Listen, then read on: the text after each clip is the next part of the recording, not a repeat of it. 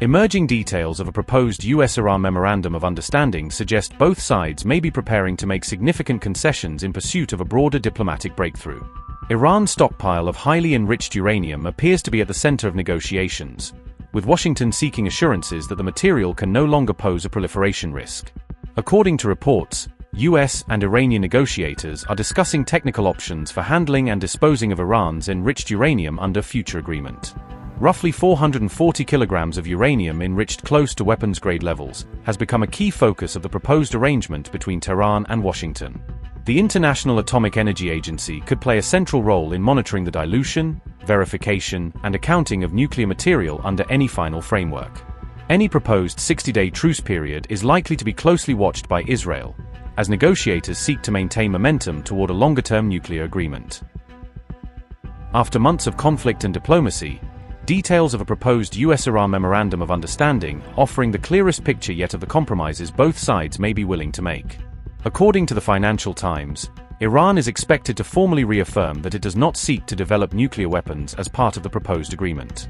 The memorandum would pave the way for a new round of negotiations focused specifically on the future of Iran's nuclear program.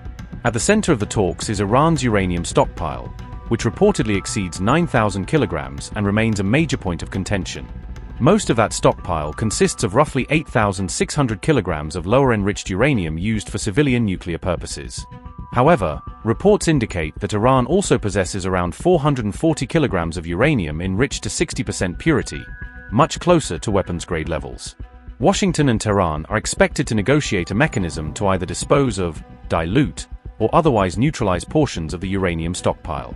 Under the reported framework, enriched uranium would be diluted inside Iran under the supervision of the International Atomic Energy Agency. Particular attention is focused on approximately 440 kilograms of highly enriched uranium that is considered close to weapons-grade purity. The proposed framework envisions a closely monitored process to verify reductions in Iran's enriched uranium inventory. Notably, the reported arrangement does not appear to require the immediate removal of uranium from Iranian territory. Instead, international inspectors would reportedly oversee the dilution process and verify compliance from within Iran. The agreement is also expected to include a 60-day ceasefire period designed to provide space for continued nuclear negotiations.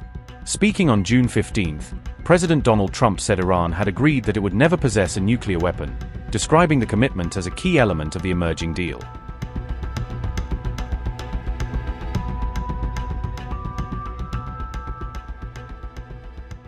The US and Iran are expected to sign a peace agreement on June 19 in Switzerland, according to reports that cite officials and media on both sides. The specific details of the deal have not yet been published in full, with only selective leaks and brief hints emerging from Washington and Tehran. A 60-day round of talks on Iran's nuclear program is expected to begin after signing, alongside US compensation measures outlined in the framework. With so much still undisclosed, speculation is rife over what else the US-Iran peace agreement might include beyond nukes, Hormuz access, and financial relief. US may halt oil sanctions under proposed agreement. Deal could include a $300 billion reconstruction package. $24 billion in frozen funds may be released. Iran's deputy FM says talks will start only after frozen assets are unlocked. US officials reject claim that asset release is a precondition for talks. Reports suggest US agreed to drop Iran's missile program from negotiations. Iran's support for Hezbollah, Houthis, Hamas said to be off the agenda. If true, deal would narrow talks to nuclear and sanctions issues. Tehran also wants UN Security Council restrictions lifted or cancelled.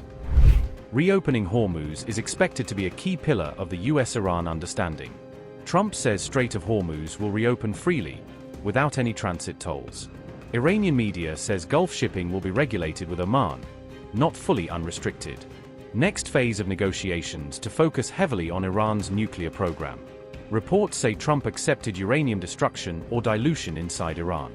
Any uranium reduction would reportedly take place under UN supervision.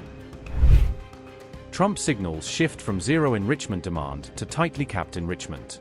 Trump says Iran will be allowed only low-level uranium enrichment under deal. US seeks strict limits to ensure Iran's program remains non-military. Trump vows Iran will never exceed agreed enrichment thresholds. White House says all 12 tons of enriched uranium must be removed or diluted. Trump proposes joint U.S.-Iran effort to excavate and process uranium stockpile. Washington seeks near-immediate access to Iranian nuclear facilities. U.S. official claims final deal aims to dismantle Iran's nuclear program. Tehran has not publicly endorsed Trump's proposed inspection framework. Mediator Pakistan says ceasefire deal includes Lebanon. Tehran claims Lebanon clause was a key condition for restraining retaliation. Iran demanded Israeli withdrawal from southern Lebanon. Israel rejected any obligation under the Lebanon provisions of the deal. Netanyahu told Trump Israel is not bound by Iran-US-Lebanon understandings.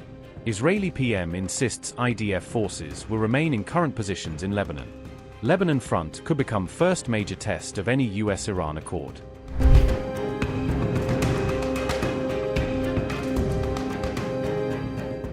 A senior political analyst has alleged that Israel has derailed US-Iran deal efforts at least 5 times, blocking understandings that were close to conclusion. Ahmad Abshinas claimed that Washington and Tehran came close to agreements on 3 separate occasions under President Biden, only for those efforts to be disrupted. He also argued that 2 additional breakthroughs were nearly reached under the Trump administration, but those 2 failed to materialize amid Israeli resistance. According to Abshinas, Iran now insists that a Lebanon ceasefire be formally included in any future US-Iran deal, tying the Northern Front directly to nuclear and sanctions talks. He contended that Israel has deliberately kept the Lebanese front active in order to complicate diplomacy, using ongoing clashes to narrow the room for negotiation. Abshinas further claimed that Israel continues military pressure even though Lebanon has accepted key ceasefire demands, suggesting that the objective is to maintain leverage, not end the fighting. The analyst added that Tehran is unlikely to abandon allies such as Lebanon during negotiations, meaning Iran will keep their interests on the table in any talks with Washington. In his view, any future deal may hinge on whether the US can genuinely balance between Israel and Iran, rather than allowing one partner to repeatedly veto emerging agreements. Israel told Trump it does not consider itself bound by the Lebanon-related clause included in the agreement, yet reported.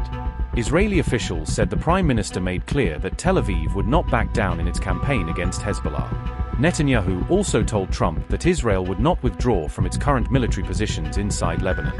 Israel said the IDF would continue striking Hezbollah targets and destroying infrastructure it considers threatening. Officials said Netanyahu received the full backing of Israel's Security Cabinet regarding the Lebanon issue. Senior Israeli officials said they expect possible pressure from Washington following the US-Iran agreement. Officials warned the US could seek Israeli withdrawals or push for limits on future military operations in Lebanon.